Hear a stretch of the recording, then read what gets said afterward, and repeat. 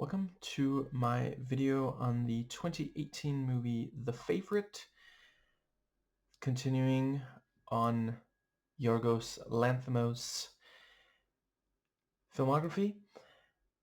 The movie is rated R, so will this video be. I am not going to get into spoilers until I get into what I call the thought section, and I really fucking love this movie. So, happy Pride.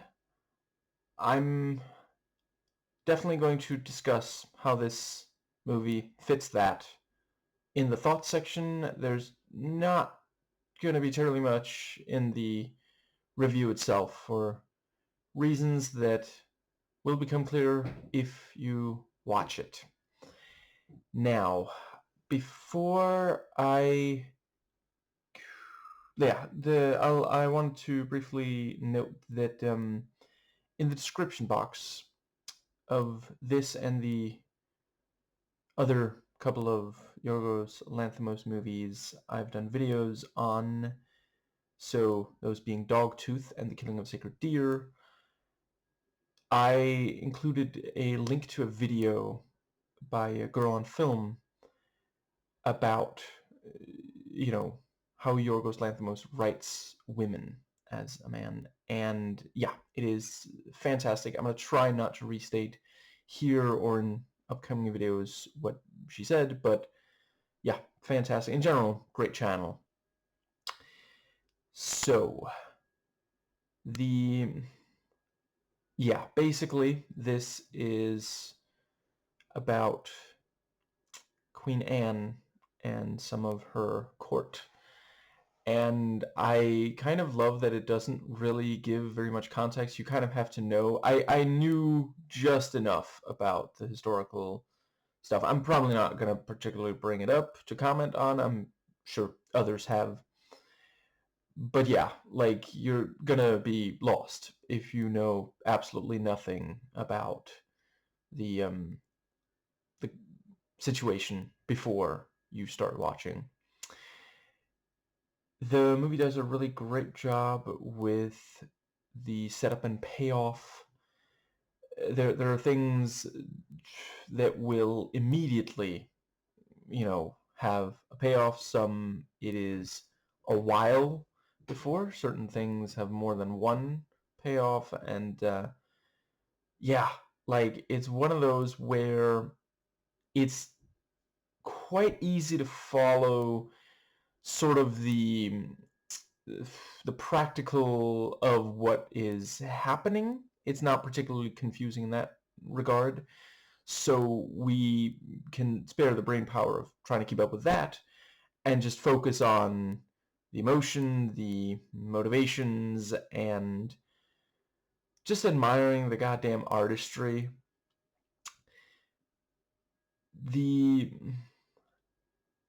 So it's not really sort of like a thriller the way that, certainly Killing the Sacred Deer was, at least in part. But the tension is still quite thick. There is this conflict, at least one conflict in this, that, it is fascinating to watch unfold. It's, like the two aforementioned Yorgos Lanthimos movies. This is absolutely not for everyone, but if it is your speed, then it's just amazing. And the psychological accuracy is quite good. This is very much a movie about power dynamics, and the way they might shift under certain circumstances. And not all of them are necessarily what one might expect. And that is, of course, something that,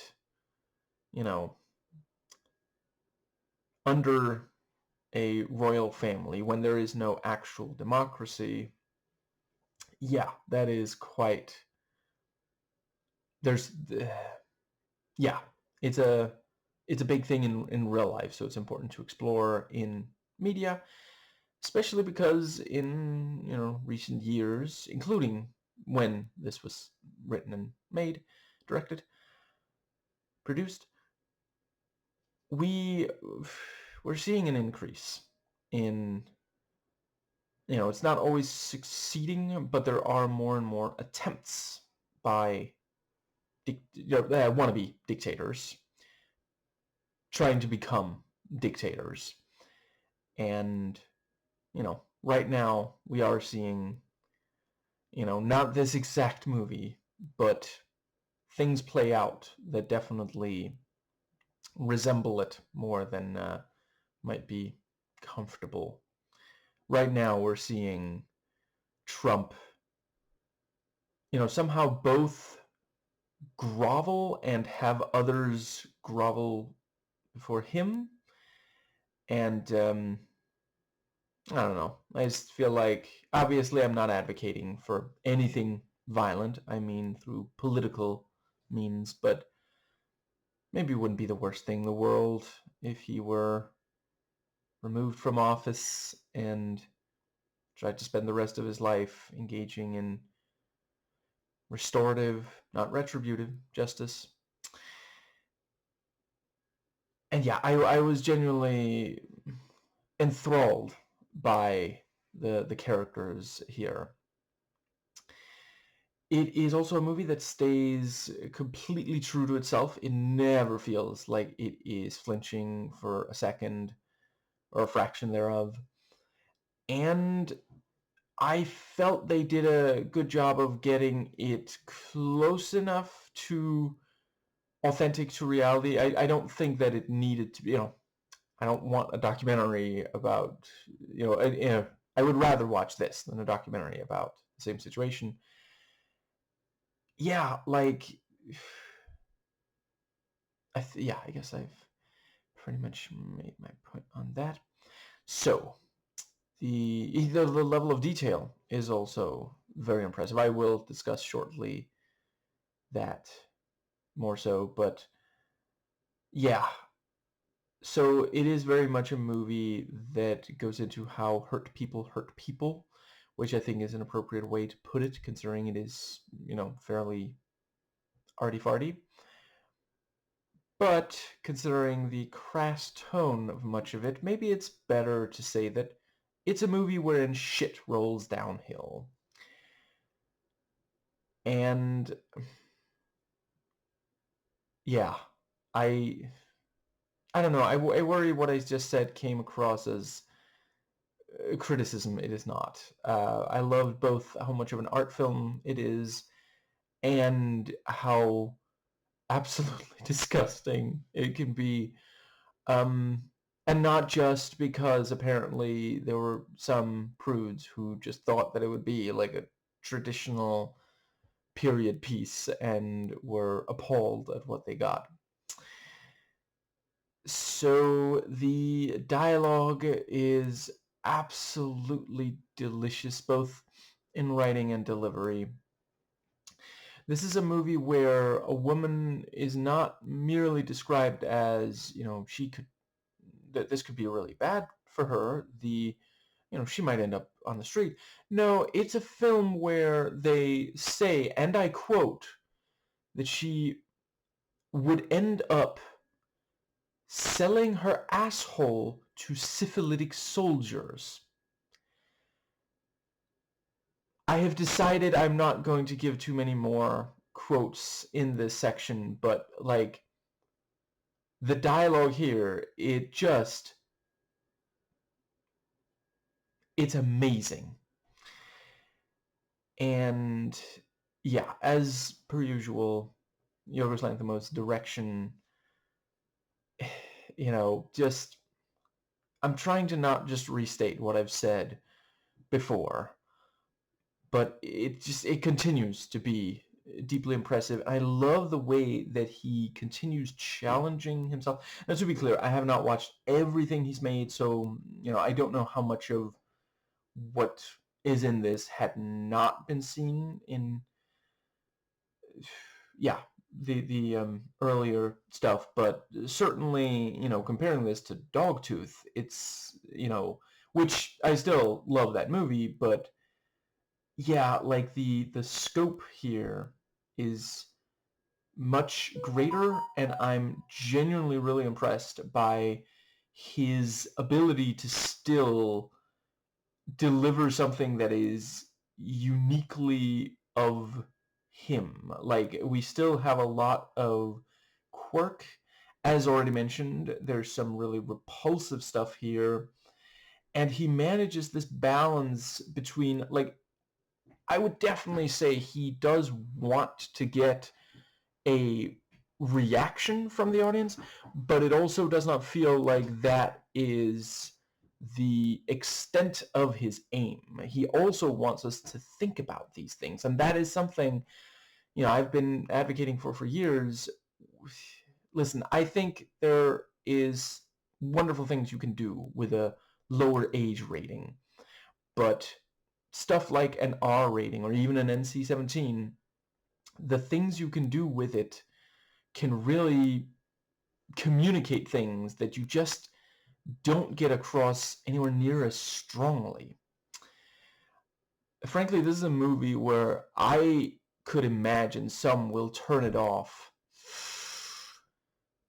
2 minutes in, because it definitely hits the ground running as far as it is off to the races. It is competing in the Olympics and going for the gold in just like being truly incredibly gross. Now, this might be my favorite shot of these three of Lanthimos' movies. Not just because I have immense respect for someone who will use, on at least one occasion in their film, a fucking fisheye lens. In general, the lensing is exquisite, but the way that the camera, on at least one occasion, spins to match the mood, at times it will whip. Just the way certain things will go by fast and other shots will linger, so this is something that is meant to, just really, really get under your skin, and it does.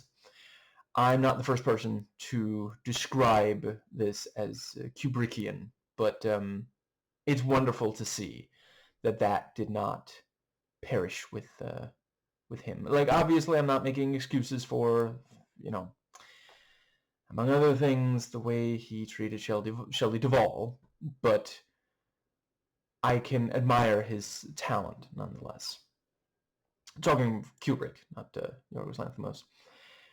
And the editing is also fantastic. Once again, like, sometimes something will, there are scenes that go on for a while, not so long that it's like, becomes unpleasant when it isn't meant to be to watch, and then others will go by very fast. He understands how one of those, mastering both of those is crucial to maximize the impact. I was thoroughly impressed by production value, set design, locations, costumes, and makeup. Nothing about this feels cheap. And that is, of course, crucial when you are making a movie that is about royal, that entire experience. This is a movie wherein Queen Anne eats cake until it makes her want to puke.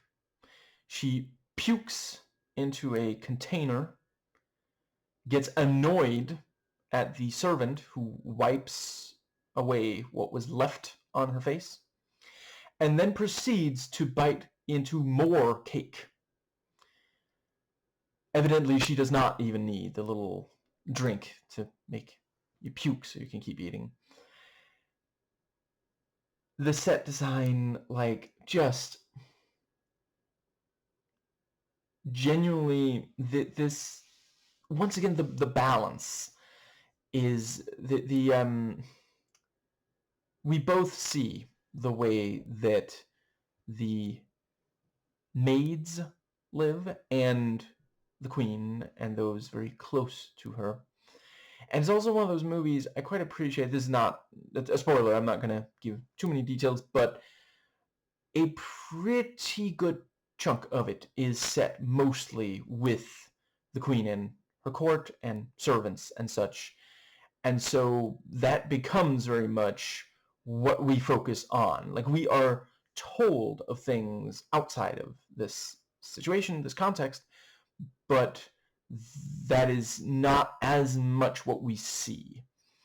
And that really does change things. Like, we find ourselves really appreciating how things ended up like this, because we too are immersed in this awful environment with people who hate each other's guts. And just, there are times where it's just the pettiest shit, just tiny little things. If someone thinks they can get away with cruelty, they'll engage in it for seemingly no reason. And of course, the explanation, not excuse, is they've been abused, you know? And yeah, it just captures the decadence and makes it feel like we understand why these characters prefer that to the squalor that is evidently the only alternative. But we don't want, either for ourselves or the characters, to live in either of these. You know, this is very much a movie that has us appreciating, my God, am I glad that I don't have to live like this, you know, and feel terrible for people who do to this day live in similar, in either of these situations, you know. It is, there's a line early on where someone says, around here they shit in the street. Call it social commentary, or political commentary rather. And that does do a fantastic job. That happens very, very early on, and it really sets a tone. You know, it's not the only thing that does, but yeah, it is not a fair world in any sense of the word. The word fair, not the word world. And it is very much one where you may just have no choice but to play the game. What else are you going to do? Just accept your horrible station? The location scouting, also fantastic. And it's also, I really appreciate the way that, so I've described that we spend a lot of time in the court. They do a really good job not letting it get stale or tedious. Like, there are a good amount of different places in this. It just tends to be within that. And that, of course, also has an effect. Like, we realize, wow, this place really is massive. You know, it seems like, you know, if every single day you wanted to spend time in a room that you hadn't before, you could, you know, there could be weeks, maybe months, where you never have to be in the same room, you know, twice. And meanwhile, we hear about suffering, but it's off screen. And so we find ourselves focusing so intently on just what is happening for and with these particular people. And it made me feel so dirty. And I love that. I love when a film challenges me, because I genuinely, I couldn't help but think what I would do in this scenario. And I love to say, of course I'd reject it. Of course I wouldn't go with this, but genuinely, like, he made me confront things about myself that, I still need to work on as a far leftist. But yeah, like, this is how we change and grow. I I think I may have said it before, but it bears repeating. I gotta watch more shit like this. Gotta. I worry I was starting to just let myself get to a point where I only watched stuff that was just like fun and not really, you know, like, these are movies that stick with you. It's by now been months since I watched Dogtooth, and haven't forgotten. It's still burned into my retina, and but I suppose it's by now a little too early to say about. I expect the same for both Killing of a Sacred Deer and this. And yeah, the costumes, my God. Like, you watch this and it's like, why would you wear that? And of course the answer is to flaunt your wealth, of course, to say that you're the biggest fucking deal. Everybody else has to bow to you. Does it make them happy particularly? It doesn't really seem, and that's not a spoiler. Like, even very early on, we see, I mean, I won't give away whether it eventually does, but at least for some of this, doesn't really seem like it. It's a zero-sum game. And yeah, with the makeup also just, and at times they specifically call attention to it. Yeah, I don't really want to give it away. I might discuss it in the thought section. If you've already watched the movie, you almost definitely know at least one thing that I would go into there.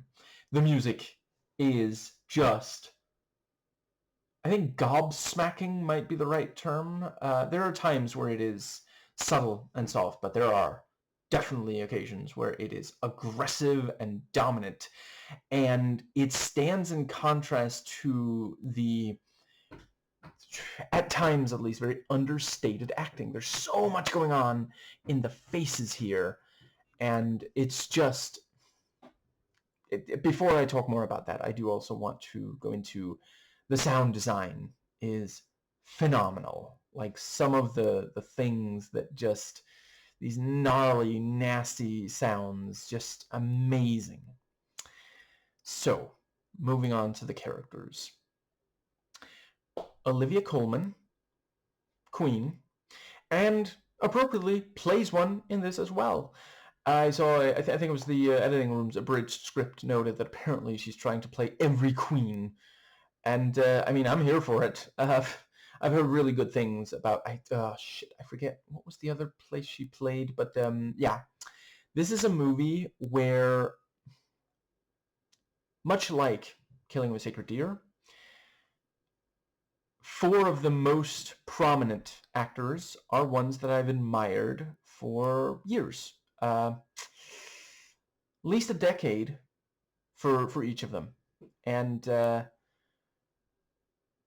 it is, I know everybody else has already said it. If you've watched this movie, you almost definitely said it or at least thought it. But this truly is a masterclass in acting. Like, I cannot believe the raw talent on display here. And it's also just wonderful to see, like, in addition to, incredible, just like, you can't take your eyes off, these actors. There are also just times where they're doing or saying the silliest fucking shit you've heard or seen in your goddamn life, and it's wonderful. Just because, once again, like, I'm sorry, open a history book if you don't believe me. Royalty, they've done and said some of the most bizarre shit ever. Like, if you think, I know for some fucking, well, I know why. It's propaganda. It's projection. Some people who have a lot of wealth will spread this ridiculous idea that everyone who is poor is just strange in some way. And I suppose to them, that is what it might actually seem like. But yeah, the reality is, like, I'm sorry, I forget the name, but there was that one guy some time back who married his horse, or was it made the horse an advisor? There was something along those lines, just the kind of stuff. Like, that's the thing. If a poor person did that, they get locked up, possibly for the rest of their lives, called a mental health, disaster, and significantly worse, but I'm trying to avoid using ableist language. If a sufficiently powerful person does it, they're eccentric. What are you gonna do? Overturn their power? You'd like that? Okay. Let's try to distract from it somehow then. And yeah, like Coleman, she captures the way that the Queen, she will vacillate in a truly, like, scary way. Like, you would not want to work for this woman, and you wouldn't if she were a man. Yeah, I think Girl on Film probably said what needs to about whether or not this is misogynistic. I don't really want to. I just butcher what she said. But yeah, I hope no part of this video comes across as misogynistic. I would be saying these same things if the female characters in this were male.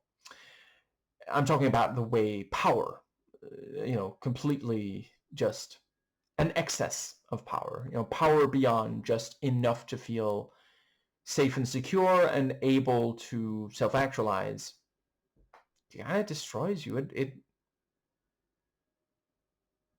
just, on a fundamental level, like, your soul is just completely ruined by it. You would not want to work for Queen Anne because she vacillates the way she does between being bitter and taking it out on someone. And I do understand why. Like, they make it very clear. Some of her struggles are, but the fact that she is, hurting others rather than letting it encourage an increase in empathy towards others who are hurting is, part of why the whole problem, even exists. The other thing that she is sometimes seen engaging in is childish glee. And I do mean childish.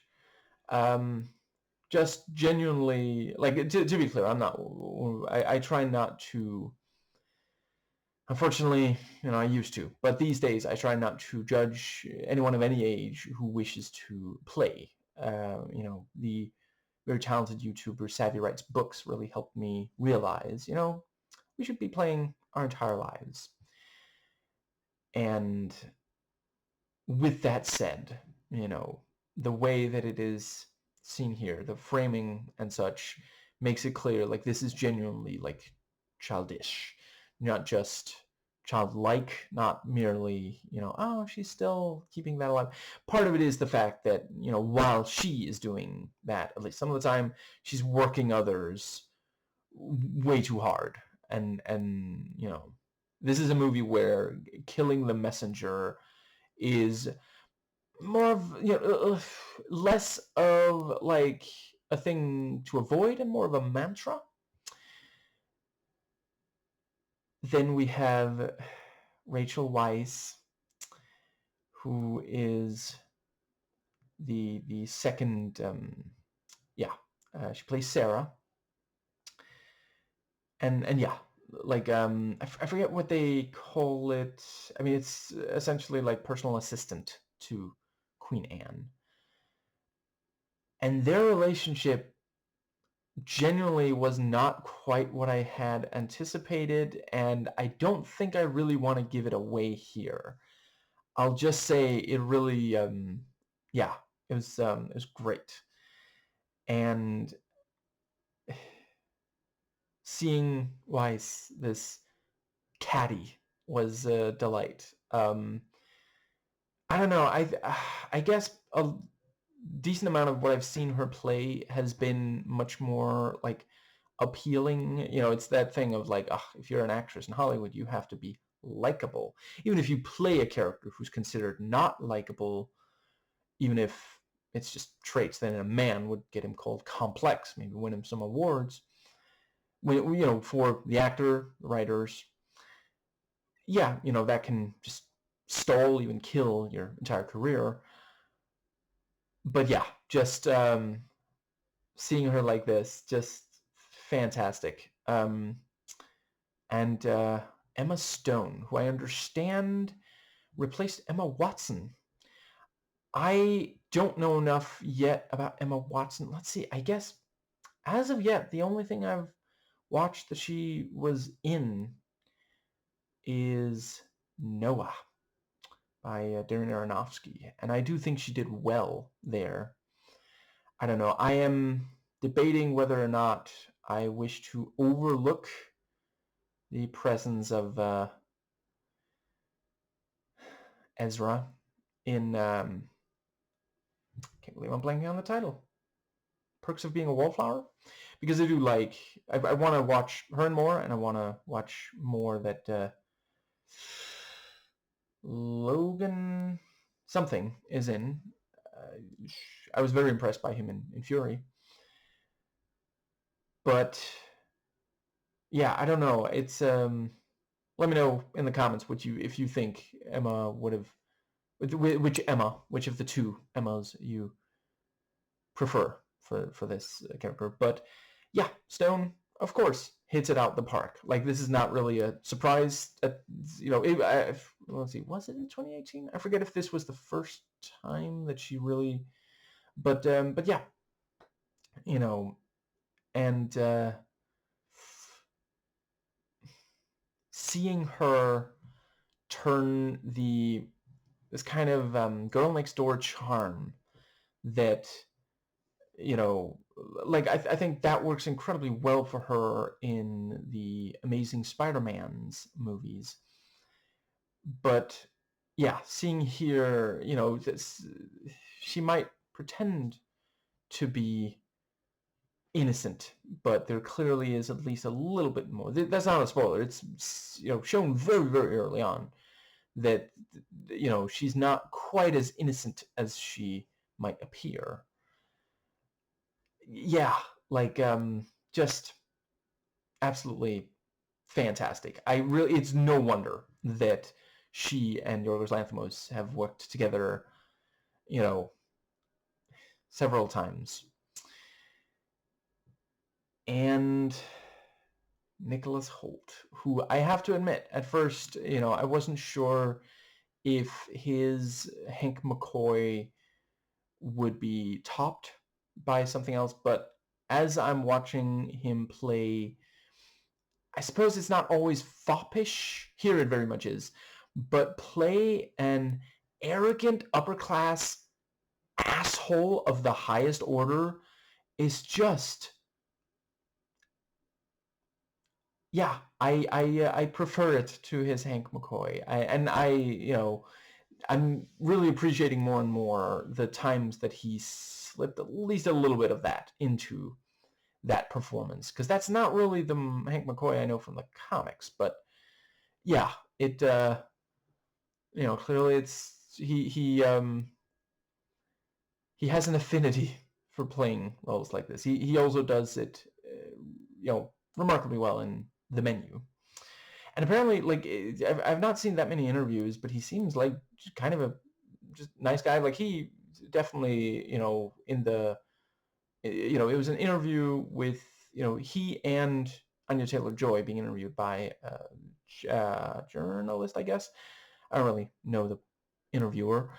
And yeah, there were a couple of times where, you know, Mr. Holt,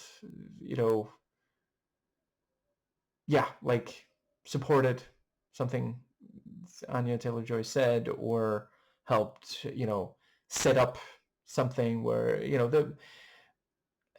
I really appreciated the way they covered, let's see, that's a spoiler for that movie, so I'm not going to say it specifically, but there was a thing where the interviewer asked, hey, Nicholas, how did you feel about that?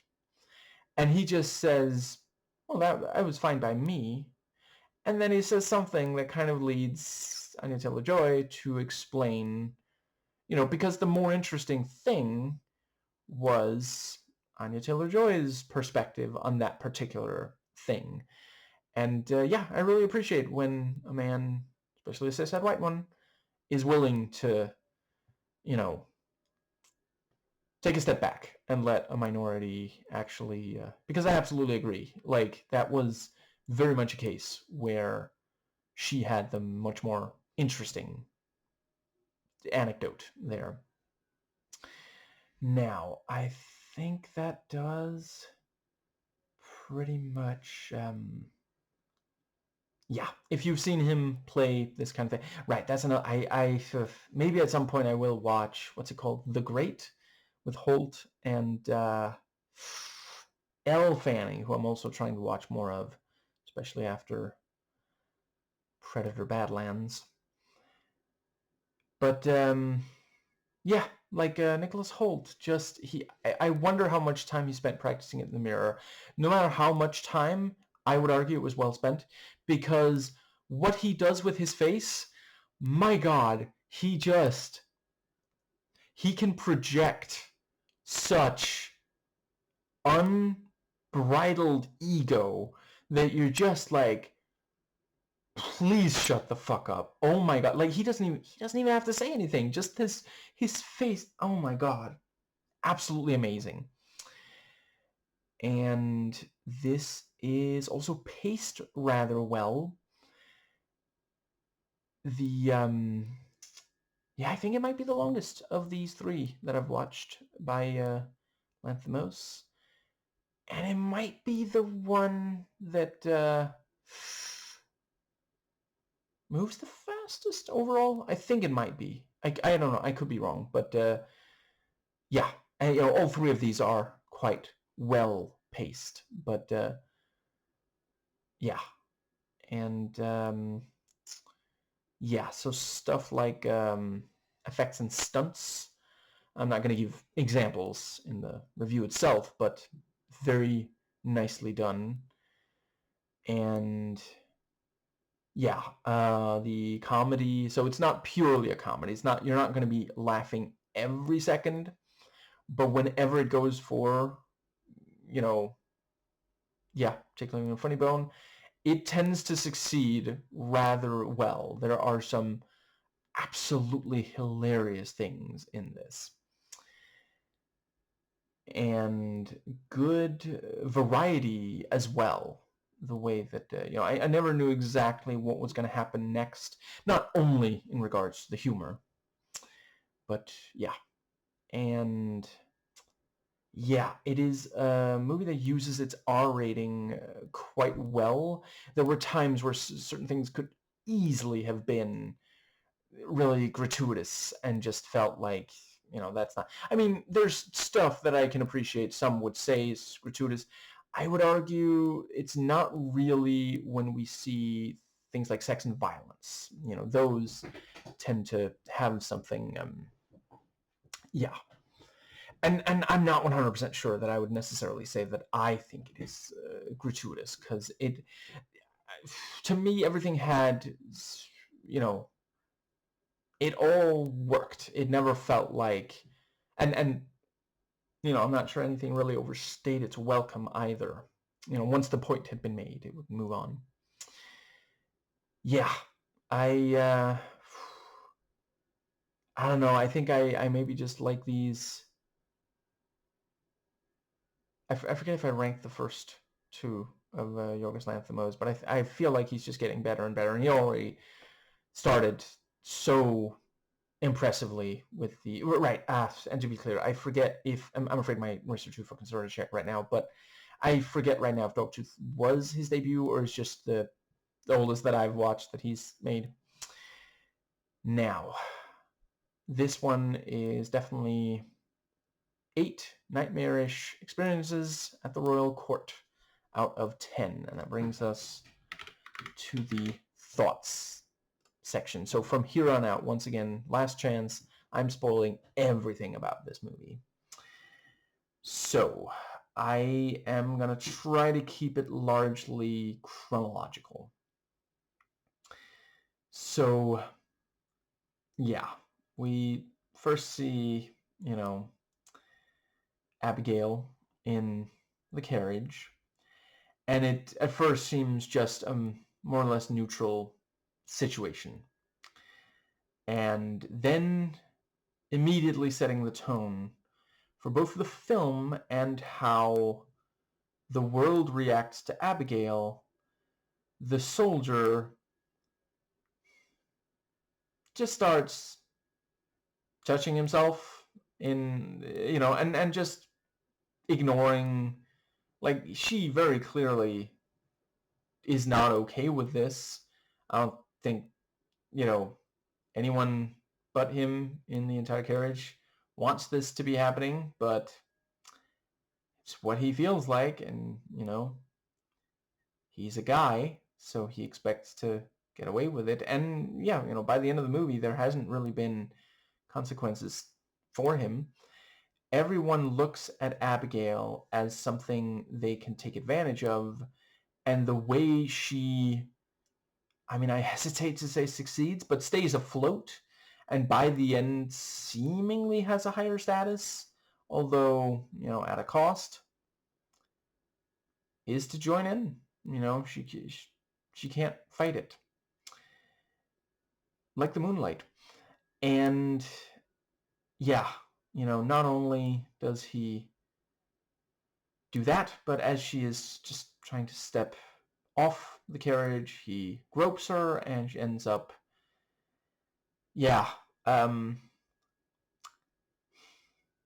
so immediately,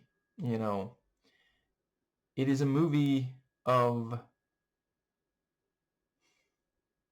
sex being, not necessarily consensual, sex acts at least, and if you are not at the very top in this world, then you may find yourself literally face down in shit. And no one will help you. The servants pretend that they're leading her to a room where she can clean up, but instead she ends up in front of,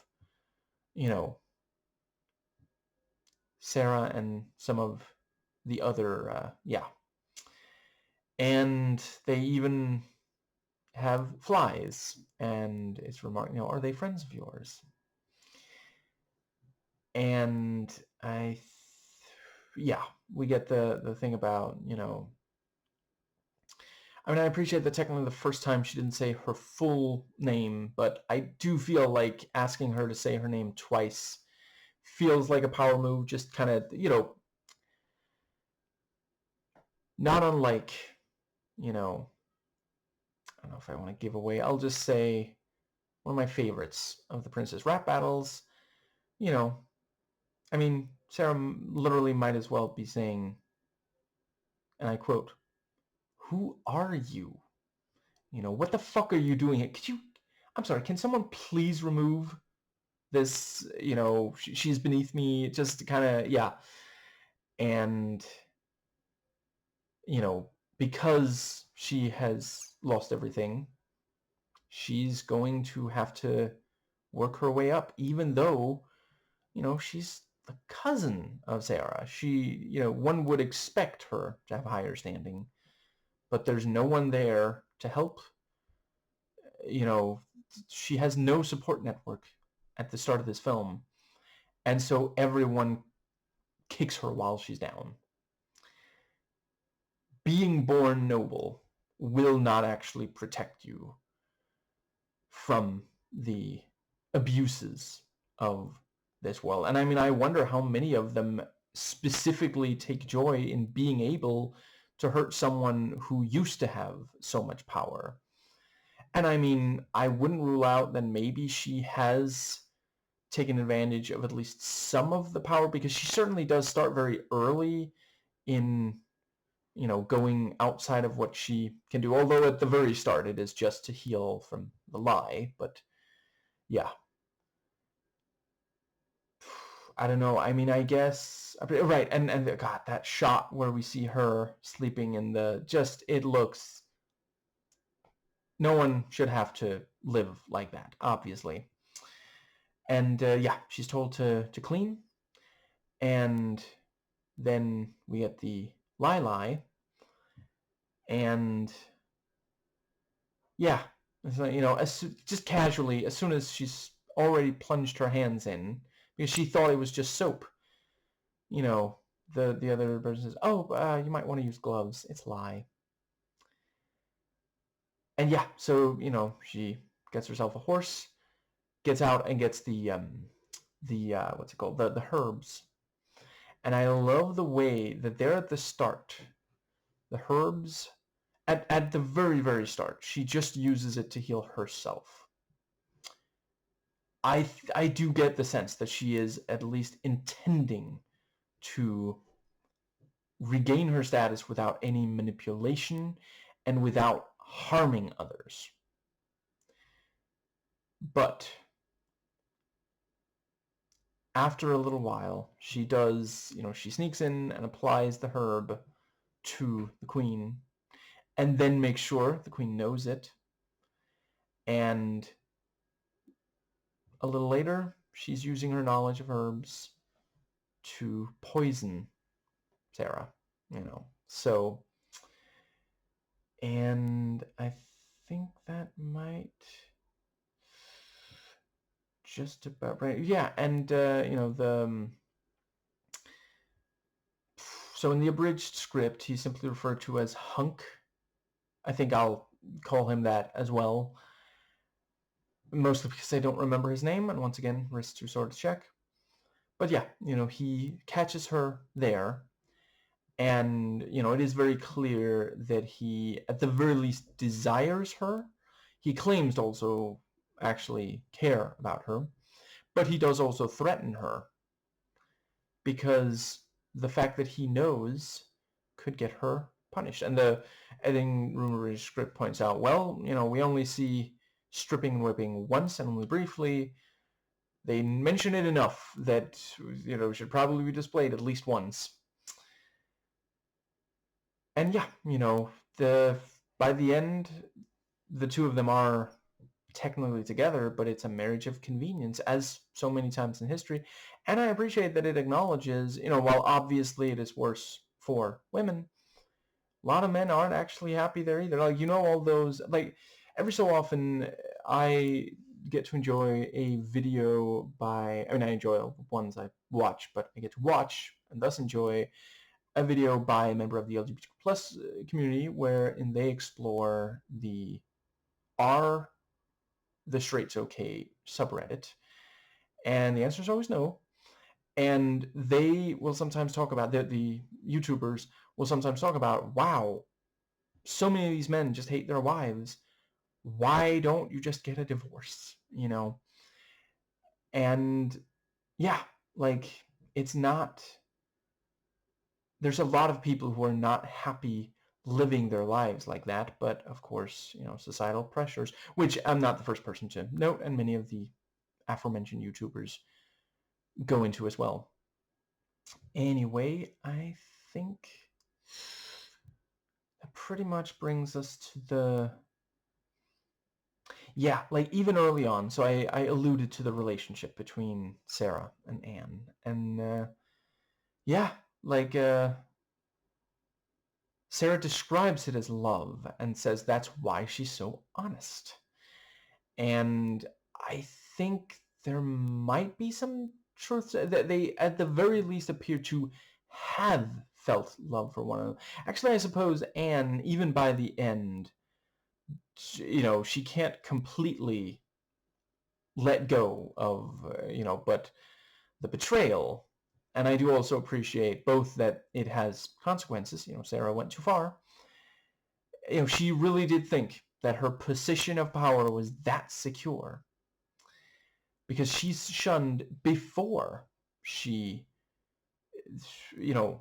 reveals that she burned the letters. It's not just that, well, Anne knew that she couldn't have gone through with it.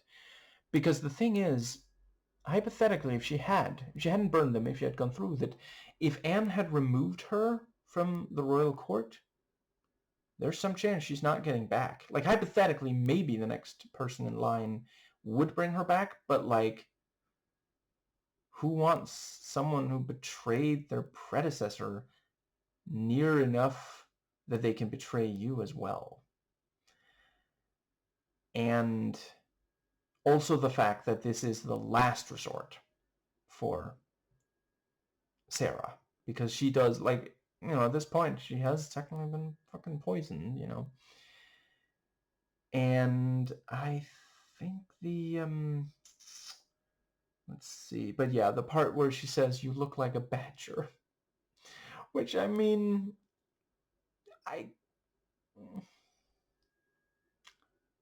I will merely say that I have come across statements that I found less truthful than that. And, of course, it has the result that Sarah was hoping for. She's the one running things, And that is, again, that, like, historically, there have been cases where someone close to the most powerful person, is able to manipulate them and get their way. There might even, right now, be some of that happening. And I think that does bring us... But yeah, the way that, she'll sometimes play with Anne, and not only like that, get your mind out of the gutter, I'll get to that, but, the wheelchair, she'll run it fast, for example.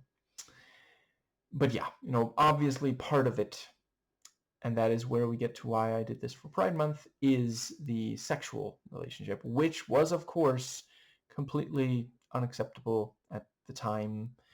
And it is one of those things where, we gotta get to a place where we just realize, listen, I don't feel qualified to speak on asexual and aromantic people. I'm merely acknowledging, some of what I'm about to say does not really apply to them. But if you are allosexual, and or alloromantic, yeah, you have needs, that it's so silly that we act like it's somehow worse to have consensual sex if it's under certain circumstances that are not actually inherently, unethical. Like the fact that they're described as sinful, like, snake salesmanship, like they invented a problem so they could sell you the cure, and they get to define the extent of the problem, so they are always in control of both supply and demand.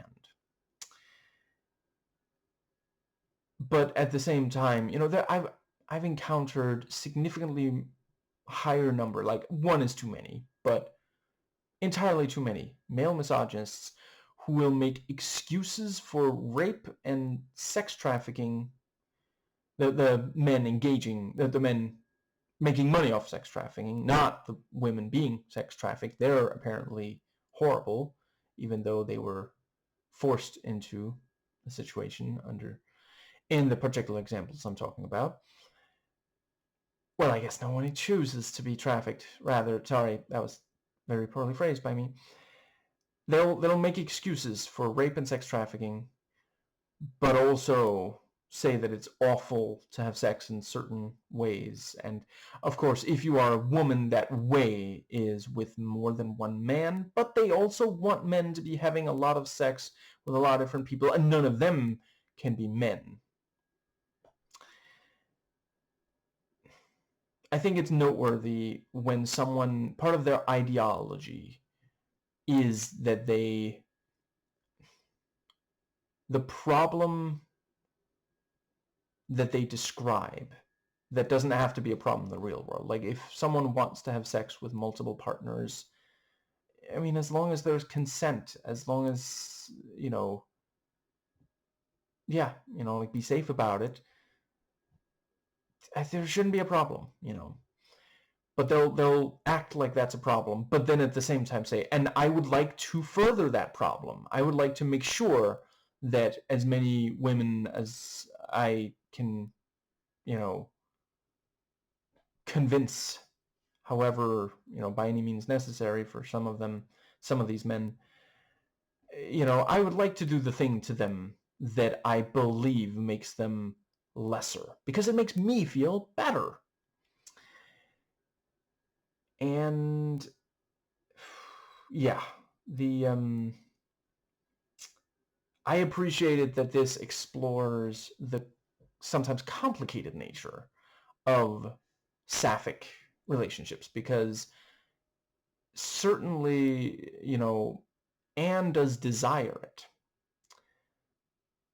And at least some of the time it seems as though Sarah, I don't know, I appreciate that at least some of what she does is for power. But there are just a couple of times where it feels like at least some of what she does is because she does want Anne to be happy. Because, like, hypothetically, if Anne was bedridden 24/7, Sarah would have more power. And I appreciate she's not the one who does the herb thing, but, like, hypothetically, could she not simply tell Queen Anne, I'm sorry, we cannot spare even one of the maids right now because of that thing that you did, remember? Oh, it's okay if you don't remember. I remember for both of us, but they're really busy with that thing, and if I call them away now, the kingdom's going to fall apart. You don't want that on your conscience.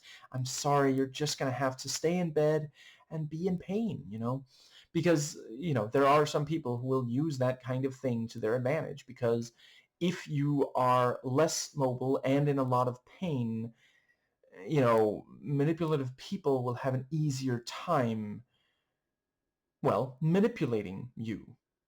That is part of why you see a number of powerful conservatives ensure that social mobility is minimal for the poor, and that as many poor as they can convince are really, really scared of groups, individuals, institutions, etc., that are not the actual problem. And I think that does bring us to, yeah, so, we see Abigail, she has the herbs, and she goes up to the footman, I think they call him, the guard, whatever. And, he's like, well, you can't come in here, that's, and she says, the doctor has commanded this. And because she uses these fancy words, the guy is like, what are because, like, yeah, this is a time where, listen, I want to underline here, I'm not laughing at, oh, he's so ignorant and thus unworthy. I'm laughing at the fact that it doesn't even occur to Abigail, tone it down. Like, he's not going to understand that word. He doesn't have the level of education you do. And that is something that, unfortunately, a number of people who have, higher, yeah, if you're in higher education or have been there, you might have completely forgotten what people, who are not at that level, what they talk like and the words they understand and such. That doesn't make them lesser. It doesn't make you better. It just kind of shows that you've lost touch with them, and that's not a good thing. That's something you should maybe work on. And I'll admit, I've had to work on that myself. Maybe I still am. And let's see. What's the other thing that I wanted to... Yeah, so, the... yeah, and then she's like, okay, it means you'll be stripped and whipped. Because at this point, she understands that is how you get what you want. in this place. You have to manipulate and you have to threaten. No one in this movie gets their way without those two things. No one gets away clean. And by the end, I mean, I would definitely say that, let's see if I can even remember the character name. I cannot. Holt. He seems in a better situation. Obviously, it's all over for Sarah.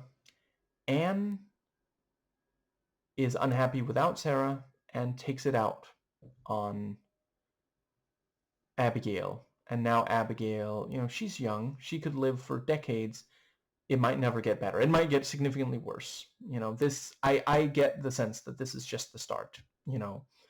I wouldn't rule out that Anne is going to come up with many degrading, situations to put Abigail through. And who knows, maybe someone else will come around and be Abigail 2.0 and inspire more affection in Anne. In part, if she gets rid of Abigail and replaces her, given that Anne preferred Sarah,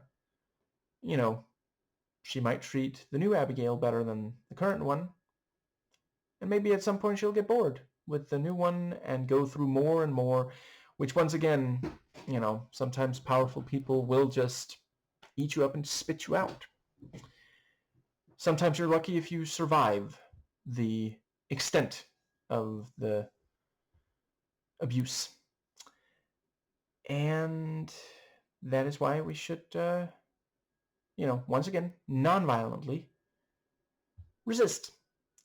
Politically, yeah. Violence should only ever be the absolute last resort. Anyway, I think that does bring us to, let's see, there's at least one more thing I want to say before. Yeah, as soon as Sarah catches her there, she has Abigail punished. She doesn't even try to find out if this is helping Anne, because at the end of the day, the threat to her station is more important than Anne's well-being. And yeah, it's wonderful when, later, Anne is near Abigail, and then, she fakes being slightly sick and says, "I'm so sorry. I must have caught a chill whilst gathering the herbs that healed your leg. Oh, my name's Abigail. Yes, would you like me to spell it for you?" Just wonderful. Just so fucking good. And yeah, she gets promoted, and I really appreciated the way that each time that happens, we see her enjoy her,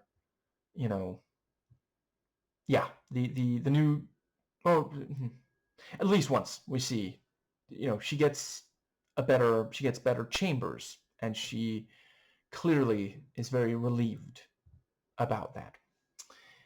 Now, I think that might just about... Right, the bathing was also the communal bathing. Once again, it's just, you don't actually need to do this. We know enough about what royal, they have plenty of resources that she doesn't have to be treated like this. But it is being imprinted upon her that she is not at the same level as the court itself. And I think that does... Let's see. I think the next thing is the introduction of the... Yeah, so they talk about the war. And it is very clear that Anne... And I do appreciate, she does seem... It seems like it bothers her that it is, some of what Sarah is suggesting seems like it's maybe not the best idea. And, yeah.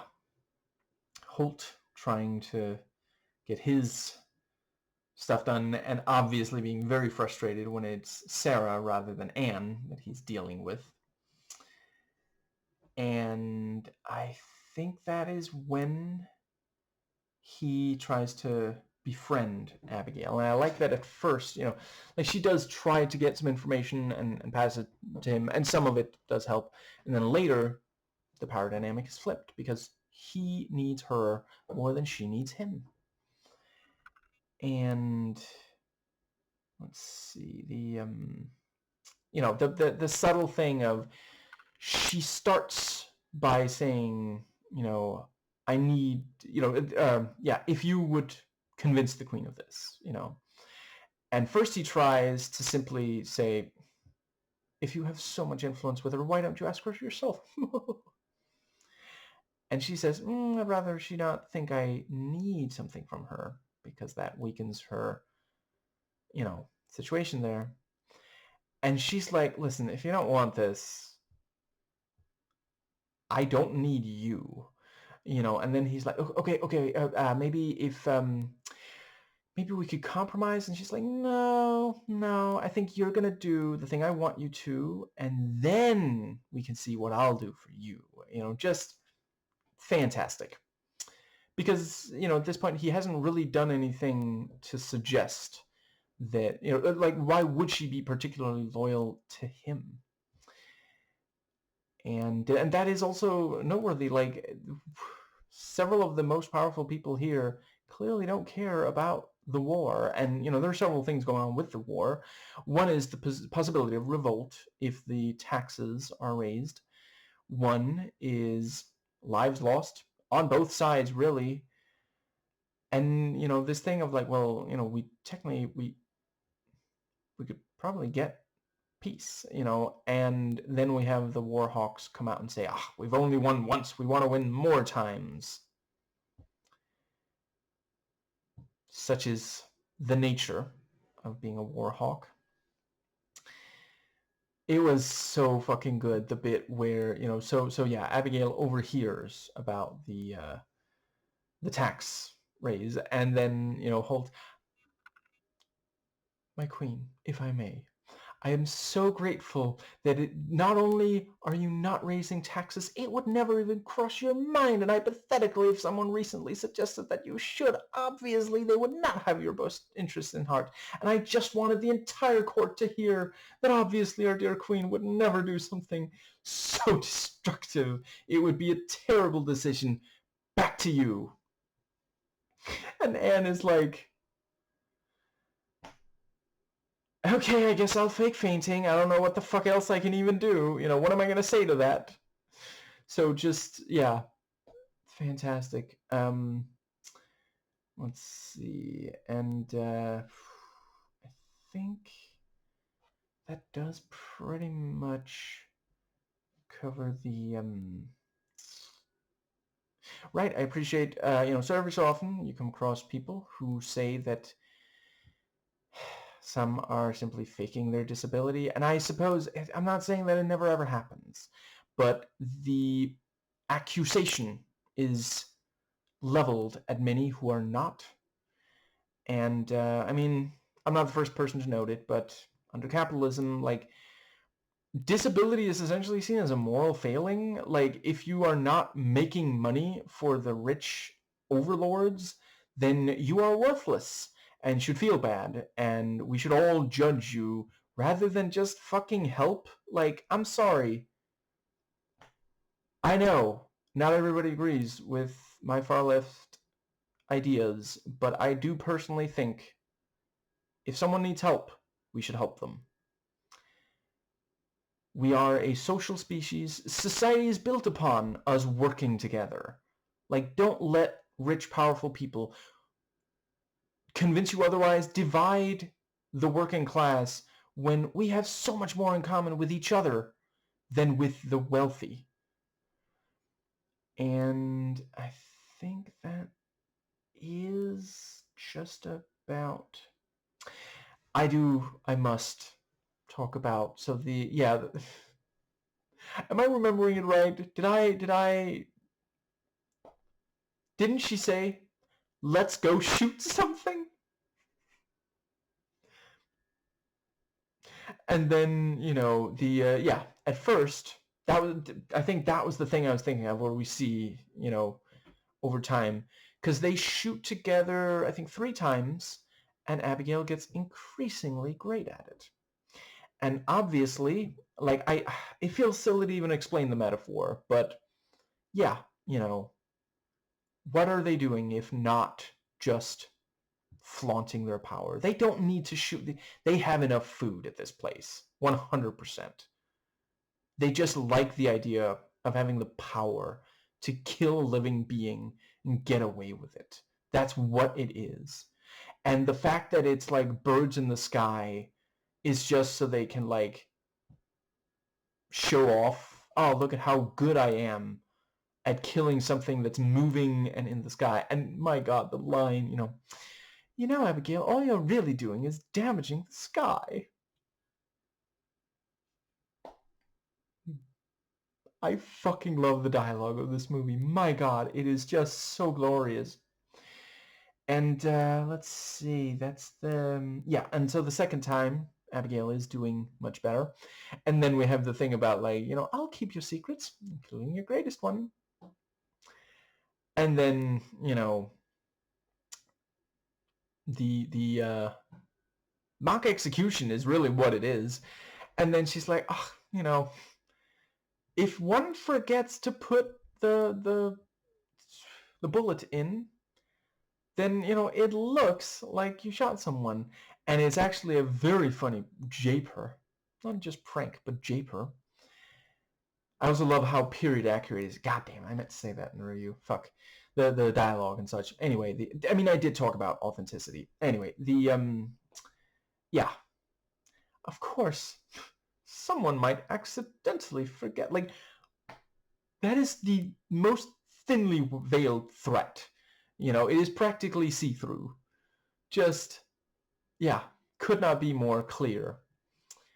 And yeah, that's the Abigail suggests, I know something about you that I could use to destroy you, and the response is a death threat. I guess there's a entirely too high number of people online who actually react exactly like that. Too significantly less, frankly. Now, I think that does pretty much cover that. So, yeah. I really loved the flirting between Hunk and Abigail because it is still about power, which, to be clear, flirting is not always, In fact, some flirting thrives on vulnerability, perhaps even by both parties at, maybe at different parts of the flirting. But, the fact that Abigail wants him to physically chase her a little bit, that's, that doesn't automatically mean anything other than that she wants to make sure that he really does want her, because it's one of those things, and I don't know why. Well, I know why, it's misogyny, but some misogynistic men will be like, why do I have to put in so much effort? Maybe because if you don't, then it's very, misogynistic men under patriarchy like to create and support a system wherein women have very little power and have to rely on a man. And if she tries to rely on more than one man, even if at different times, she's going to be judged for not somehow still being with that original man, even though a lot of the time it's him who ended the relationship. Or if she did, it's because she had no other choice. Like, women will put up with so much. And I'm not talking about biological essentialism. I mean, they're socialized to, and frankly, we men should be much more willing to give up a lot for women to take the burden off their shoulders and reach equality between the genders. And in general, we should strive for equality. But yeah, misogynistic men will want the system and then complain when women exist within it. Like, of course, a lot of women try to make sure, okay, this guy really does want me and he's going to stay with me. He's not just going to drop me and I'll be worse off. And some of the misogynists who complain about that will sometimes in the same breath talk about how eager they are to make her afraid, to make her think that any second now they will drop her, because it's just about power. There's no actual, like, they're not thinking about if the woman is going to make it. And if you're not, then you shouldn't be with her. Like, I feel like that should go without saying, but for so many misogynistic men, it doesn't. Yeah. Biggest your brain rot. If you hate any, if you hate someone over something that they can't or shouldn't change enough or for long enough, you will cease the ability to think rationally about that group or individual. Now, I think that, yeah, so the chasing by itself, that's just her making sure he does really want her. But then she will, like, knee him in the groin and shit like that, like, just to make sure that there is still, that she has the power, because she is by this point scared of not having the upper hand. And, she knows she can't treat Anne like that, at least not yet. But, I mean, certainly she does eagerly try to hurt one of the bunnies there at the end. So clearly the idea of, which is not physically, well, I guess, let's see, if she considers them like her children, there could be a physical pain in Anne from that. And she doesn't even wait until she's alone with the bunnies to do this. I really appreciate that the movie does not, see, that's the thing where a lesser director would have spent longer on the animal abuse, but it was long enough that we get the point. Like, it's clearly not accidental, and the fact that she takes her time doing it is also noteworthy. Like, she is torturing this defenseless animal. She is not just, like, she didn't misstep and, like, oh, I'm so sorry, you're tiny, I didn't mean to step on you. She is taking her time. Like, there is no way that she can't feel that it is under her shoe. And I think they also show her face just enough to make it clear, no, that's definitely, she knows exactly what she's doing. And this is her working out the pain of all this abuse. Not making excuses for it. What she did was horrendous. I mean, it's kind of, it's almost a villain origin story. She was a much better person there at the start. And I think that does pretty much, let's see. Yeah, I really appreciate, considering, like, the several scenes of a sapphic nature, it doesn't really, I mean, I'm not saying I'm the final word on it. Obviously, people more directly affected by these sorts of things are better equipped to. But to me, it did not come across as, like, gawking. It was enough to make clear what was happening and make it clear that there's one of them, it's Abigail seeing that it is happening, and that is obviously crucial for the rest of the movie, because she makes the mistake of telling, she oversteps there by telling Sarah that she knows that, and later she decides to also engage in sex with her. And I didn't really get the sense that at pretty much any point in this, Abigail actually enjoyed any of the sex. And, it's mentioned that she has struggled, and, men find her sexually attractive. So, yeah, I mean, she might have had to temporarily engage in sex work. And for some, they to be clear, I'm not saying that it's always bad. And I don't know if Yorgos Lanthimos at this point thought, I think I'm holding off comment, but from what I understand, in one of the movies, one of the later Yorgos Lanthimos movies, one of the ones that came after this, he does explore whether or not it is ever empowering for a woman to engage in sex work. But this is very much a story about, broken people trying to break others. And some people who engage in sex work end up hating sex and only use it for the rest of the movie. For the entire movie, every time she engages in sex, it appears to be to accomplish something,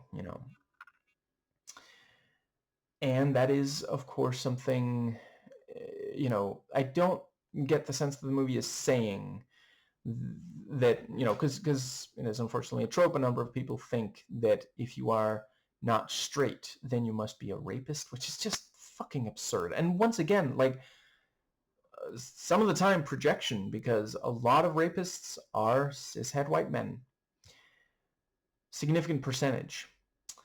But I don't think the movie is really saying that. And also, it's really only at the end that Anne is the one who asks for it. The rest of the time, Abigail is the one who offers up sex. And it is a form of abuse. It is sexual abuse, to be clear. It is rape, isn't it? I think if you're being forced to penetrate someone else, it is rape. Yes, but it's been a little while since I looked at the details for where the distinction between what is sexual abuse and what is actual rape. Obviously, it is bare minimum sexual abuse, but yeah, it is rape. And it's the exertion of power. It's the let's see. The thing I wanted to say was Anne does not constantly try to do this. She's punishing Abigail for getting rid of Sarah. And it is more a story wherein someone who, it's unclear if she is lesbian, bi, pan, or what exactly, but she's clearly not quite straight. And one can curry favor with her by engaging in sex acts with her. And that is, more this thing of like, it's a sad situation for, and a number of people who are not straight have found themselves in. Yeah. And I guess that does. Yeah, it was great when it was at one point Abigail, once she knows, and she's alone with Anne, she's like, if I were a man, I would plow you. I kind of fucking love how indelicate she is some of the time with these things. Like, a lot of what she tries only barely works or doesn't. And, yeah, I guess that does bring us nicely to, so we've got the part with the, so the tea is served. I think it's also right around this time that the, I'll spill the tea. So the, she now uses the herbs to, one of them being Melnick, to poison Sarah. And she was only expecting her to, like, be bedridden in the building for days. She was not expecting the woman to go horseback riding, and best laid plans. And with that, she makes sure to get married, and she makes it appear that it is Anne's own idea, so that she doesn't owe her anything. And Holt gets what he wants. There's the thing about the she fires the current PM and makes him the new one, and so she gets married to Hunk. And on the wedding night, she barely does even want anything to do with him. At first, they're not even in bed together. And when he insists, she goes over, she gives him a hand job, and that's it. There's no emotion. And the staging here is so good, because once again, like, you could easily have just a lesser director would simply have opened the scene on her in bed with him giving the hand job. But no, we see very clearly before the hand job, like he even has to say, like, what, can we just, like, this is my wedding night, I'm rock hard, and she's sitting there over there, she's scheming, not in the hallway, and she's like, would you shut the fuck up, husband, so that I can, and to be clear, once again, I'm not saying, a man should be in charge of, a husband should be in charge of his wife or anything like that. I'm just talking about the fact that they just got married and she's already not treating him like she loves him, He ends up they'll both end up in a loveless marriage. She married for status. Right, I already said that earlier in the video. Anyway, but yeah, and even as she's sitting there giving him a hand job, her mind is on her plotting. And she notes that it's actually scarier now. The thing she did makes her more afraid than before she did it. Her attempts to secure her status has actually put it in greater risk. Throughout the movie, it is made clear this is not making anybody happy. And let's see. I guess that does pretty much cover. Yeah, so the Sarah wakes up in the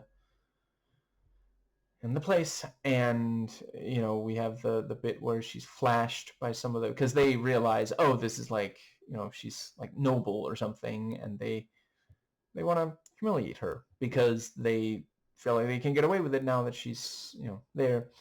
And yeah, the thing about the guy, man of few words. I think he has 2 lines, and both of them are May says no. And let's see. Yeah, as soon as May does show up, there's she says she's going to force her into sex work. And the monetary reward obviously is more appealing than that. And the scar. And then when she's back with Anne is like scared of the scar, and then she covers it up, and she's like, you still don't look very good. I mean, Sarah, you said that if you love someone, you should be honest with them. And that was also, like, again, a lesser director would definitely have lingered more on, she vomits, falls off the horse, is dragged for a while. Like, we see the aftermath, but they don't spend forever just showing her get hurt. That would just be like, what are you doing, And oh my god, when she comes back and there's the music, and she just makes sure that Abigail notices her without like walking directly up to her, and then afterwards she's like, you'll forgive me if I don't accept tea from you. Yeah, because that's her way of saying, I knew it was you, Abigail, I knew it was you, and it breaks my heart. But I think that does bring us to the there's definitely at least one more thing I really want to make sure to say. Yeah, the part where Abigail, she happened to fall asleep almost naked in the Queen's bed, I mean, I'm so sorry, Queen Anne, if that gave you any kind of idea. Oh, whoops, the cover slipped off. Let me just redress myself, and I read that was actually Emma Stone's own idea, and Yorgos Lanthimos was like, "Are you sure about this? Because you really don't have to." And I think that is how it should go. And yeah, she argued for, well, that is what the character would do in this scene, and I agree. I don't think that anyone should ever feel like they have to show more skin or less than they feel comfortable with. But this is very much a case where it just, because it's showing She is bearing her ambition to the audience, her skin to the queen. And yeah, it works. You know, she does end up in the sexual relationship with the queen.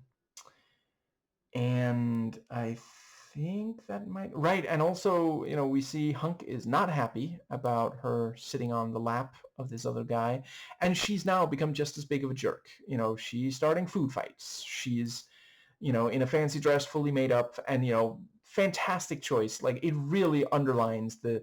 Like, just notice the contrast between how minimal her makeup was earlier and how the clothes she wore at that time was also, you know, yeah, like more like, yeah, servants kind of thing. Right, and the part where, you know, Sarah tries to have Abigail dismissed, and then Anne asserts her dominance and says, she works for me, you don't have the authority to have her dismissed. And the bathtub underlines that, you know, Sarah plays and is intimate with Anne, and that is, you know, those are some of the things that is not really... Let's see, I think that is before Abigail sleeps with Anne. And also, it's made clear that part of what, you know, yeah, Abigail saw that when Sarah is, you know, engaging in sex with Anne, she uses her finger, and so Abigail uses her tongue. And to Anne, you know, that is the more appealing option. So yeah, the fact, because once again, a number of people, and I get the sense that that is the case here, if they choose to use fingers or hands, that we also see it with, you know, I mean, I really don't think that it's an accident or random, soy random, that the sexual acts in this movie, you know, I've already noted that a bunch of them, it's manipulation more than honest desire, at least on the part of the person performing the sex act, not the one it's being performed on. But also note how much of the time what we see is fingers and hands rather than tongue and mouth. And, you know, from what I understand, when people make that choice, it is sometimes, not always, about, like, they don't really want to, you know, they can easier not really think about engaging in sex like that. And I do also think that it is very, you know, yeah, they're at the end, you know. Well, let's see, I think yeah, because there's she says rub, so it is hands that are at the end, but the actually, come to think of it, I'm not certain if there is a significant... No, never mind. I was remembering that I was remembering that as also being oral rather than hand.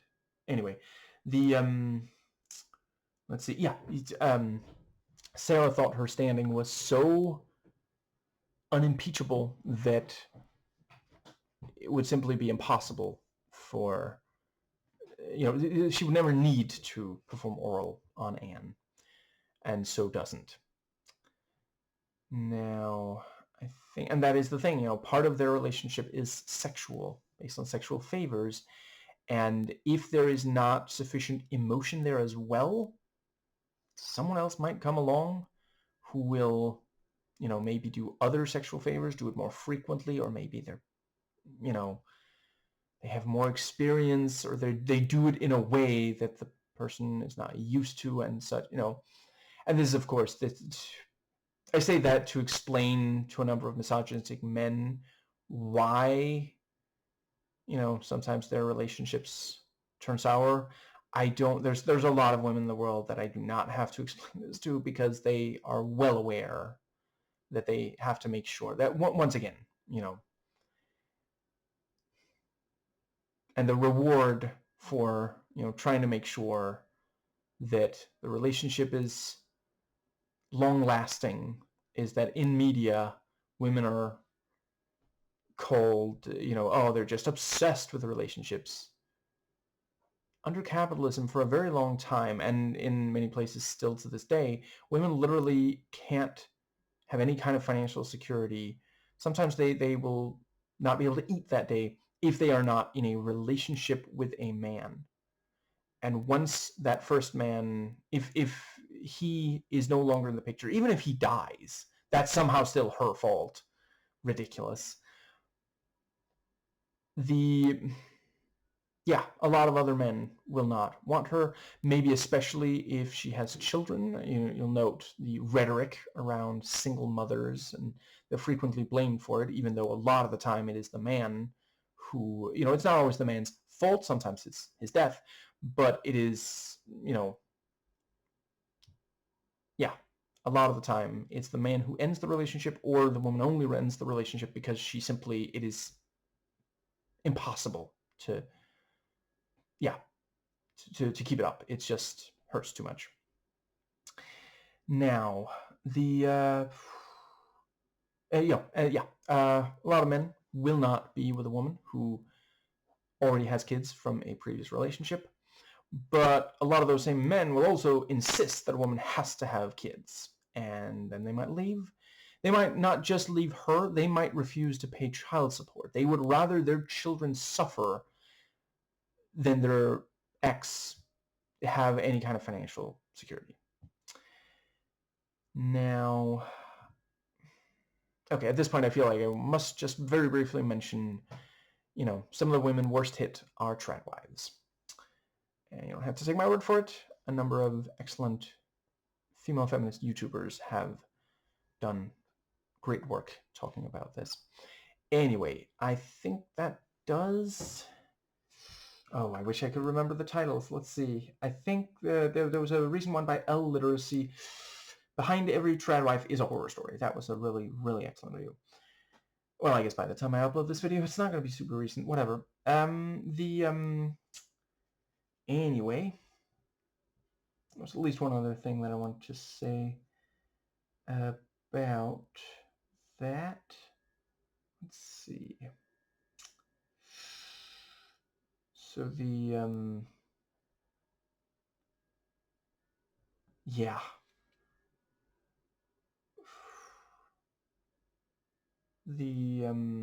By the end, because of so let's see, I've already talked about the letters. I did really appreciate the fact that she burns them before telling the queen. Like, if she just wanted to make sure the queen knew that she wasn't going through with it, she would burn them in front of the queen. Maybe she would say, if you promise that I have a place here near you always, then I will burn them right now. I will believe you, and I will have nothing on you. But she burns them, she almost, it takes very little time before she... So, I think I'm about to close out the video, so I did just very, very briefly want to note. I fucking love the various displays. I've already mentioned some of them, but one display of just rich, powerful people kind of just being bored and doing whatever the fuck they want.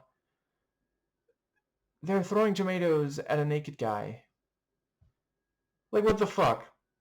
Like, listen, I'm not saying that everything you do has to have, like, deep meaning or something. I try to make sure to also enjoy certain things. But, like,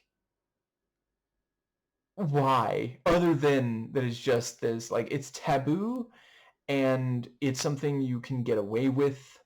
That's really all. Like, it's fucking frat house bullshit, It's completely ridiculous. And I do think it's noteworthy, like, we don't know who that guy is. Like, again, a lesser filmmaker would have had something about, like, oh, this is like, we captured a Frenchman, and, we're going to take out all our frustration about them fighting this war by pelting him. That would not, I'm not saying that would be inherently bad, but I don't think it would be quite as effective, because, like, obviously, that is a thing that happens, and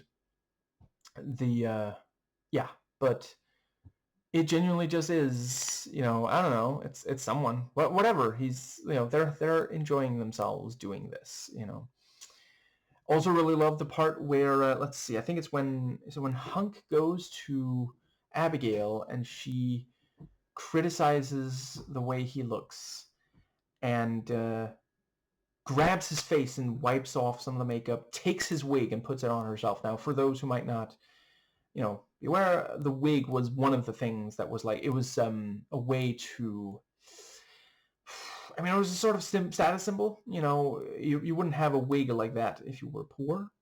So she is saying, I have the power in this situation. Don't fucking forget it. I can grab you by the face and like just wipe off your fucking ridiculous makeup, you clown. Like, I'm sorry, are you here to entertain me? Is that what it is? Just she has the power. And that ultimately doesn't really change. It's just he only gradually realizes it. And by the time he is fully aware, what recourse does he really have? They're married. Like, it's not going to look good if they get divorced. Yeah, and ultimately part of it is that he was thinking with his dick. He just wanted to fuck her. He makes a clear enough threat that I would say it is not merely the case that he, like, I wouldn't rule out there's romantic feelings there as well. Also, it was so fucking good when she's walking behind him and he turns around and then she turns around and they continue walking. And then he's like, why are you following me? I'm walking in front, you're walking behind, you're following me? What is this fucking, I would say middle school? I feel like this is like fucking primary school bullshit. Like, yeah, stop following me, you're following me. This is the behavior of someone whose age has not reached double digits yet, and I'm fucking here for it. Because this is how rich people, like, my God, right now, you can see it in some of the most powerful people on the fucking planet of all time. They're acting like children. Now, I think that might just about cover everything. Let's see. So yeah, I really appreciated them actually getting into some of Anne's pain. The thing about, she has 17 bunnies and she's lost 17 children. Some were born in blood. Some were only with her for a short time. And what is she going to do? Like, she's not allowed to stop becoming pregnant and giving birth. And this, again, that is the kind of thing that used to happen. And that really does underline, because note how many of the characters involved in this entire, struggle for status, how many of them are women. We have 3 women, and I mean, I suppose, well, yeah, technically, the PM is part of it, and certainly Holt. But, it's really a good amount of the time I felt like, well, Holt is just kind of, the politicians, the political class, or just, I kind of have to fucking deal with them, but it's really the 3. I mean, it's called The Favorite. Which of these 2 women will be the favorite of this 3rd woman? It is the story of these 3. And yeah, like, women had almost no rights, or yeah. And so in this we see, 17 lost children. I'm going out on a limb here and say there's a lot of cishet white men who, if they lost even 1 child, they would never even remotely, like, they'd have the surgery to have, to no longer be able to become pregnant right there on the spot. Possibly carrying out themselves, even if all they had was, like, dull spoon.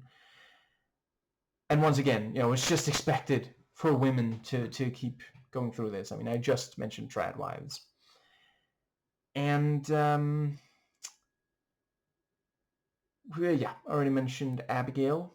The thing with, she has to use sex.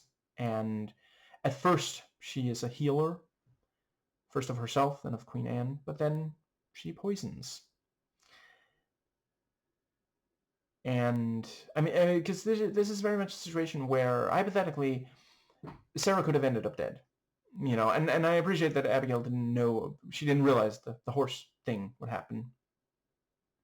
Right now I'm struggling to recall, didn't she somewhat apologize? I think she said something like she didn't mean for it to go like that or something like that. And understandably does not really get forgiveness. But the, yeah. And Sarah, you know, uses her proximity to play, which, once again, I think at least some of the time does feel at least a little bit like she actually does want for Anne to be happy, not just, she's not just doing it for status. And she also engages in sex with Anne. You know, it is very, in this movie, so much of the time, sex is transactional, as it is in many such situations. And, you know, even the people receiving, not just the ones giving, but a lot of them end up unhappy with the situation. You know, you see that in real life these days as well. And I think that might actually... Let's see. I feel like there's at least one more thing that I really wanted to say. I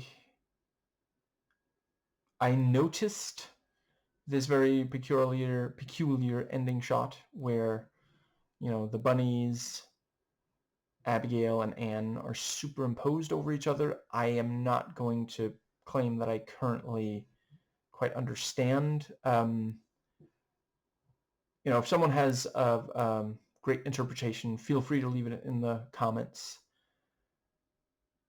And let's see. Yeah, also really appreciate it. We don't need to see exactly, you know, when with Sarah's, you know, she notices that there are men outside. It could only mean one thing. So, yeah. And if I recall correctly, that is Abigail, you know, finalizing. Like, she knows, well, what if Sarah comes back? There's no other way for her to be sure, because she was very scared. That, again, I don't think is accidental. There are two times where she fears because Sarah is out of sight, but not out of mind. She is scared what Sarah will do if she comes back. And because of how badly she's been treated throughout the movie, which I have to say, I fucking love the line that, you know, I remember your father. He had charm to burn, and I guess he did.